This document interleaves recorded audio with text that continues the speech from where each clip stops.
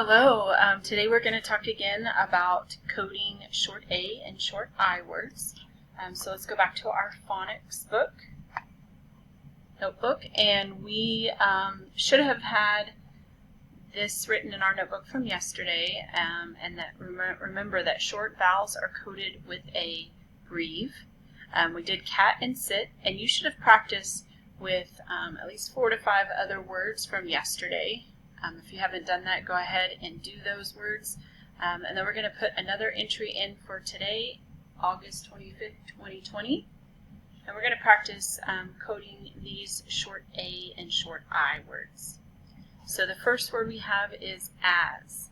So the vowel sound is a short A, saying ah.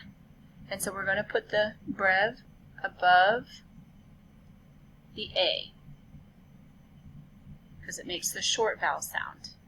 The next word we have is kid. I. The I in kid makes the short vowel sound, and so we're going to go ahead and put the breve above the I in kid to show that the vowel makes the short I sound. I want you to go ahead and practice. You can use at least 4 of these words down below. They should all be short A, short I words, and go ahead and code them.